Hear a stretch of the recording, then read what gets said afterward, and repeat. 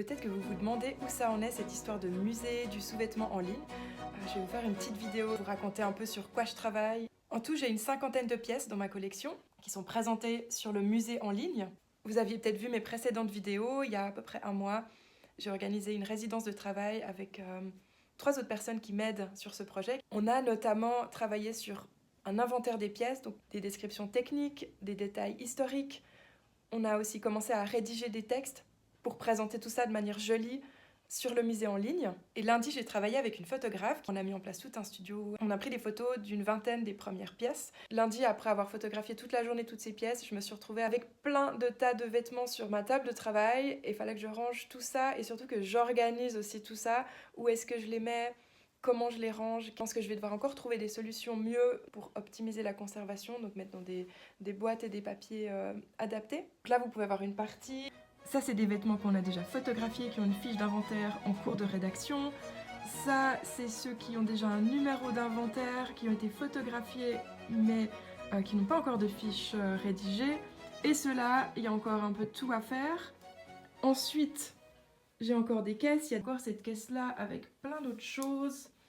Je trouve que c'est chouette pour un musée d'avoir non seulement les pièces finies, mais aussi du matériel qui sert à créer ces pièces. J'ai retrouvé ça aussi, même j'avais ça dans mon stock de bas dans mon armoire. Alors évidemment, je les ai jamais utilisés, mais j'ai des bas nylon qui datent des années 50, tout ça, voilà, plein de petits trésors.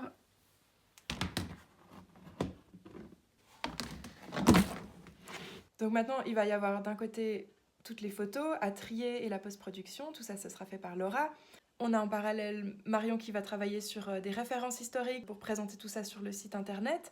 Et Wendy travaille actuellement sur tout ce qui est site internet, base de données, mettre en place toute une structure. J'ai vraiment envie qu'il y ait un beau site internet et que ce soit super chouette de se balader sur ce musée en ligne. J'ai l'impression que ça avance très très lentement.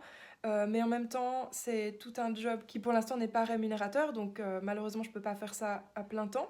Et d'ailleurs, à propos d'argent, vraiment j'en profite pour remercier les personnes qui m'ont versé ou me versent encore des tips récurrents sur Tipeee. Vraiment, merci beaucoup, ça me touche. Cet argent a servi notamment à payer des défraiements pour la résidence de travail. Merci parce que chaque petit sou compte, même si pour le moment ça rémunère pas nos heures de travail. Ça m'encourage beaucoup à continuer ce projet, que des personnes me fassent confiance pour ça.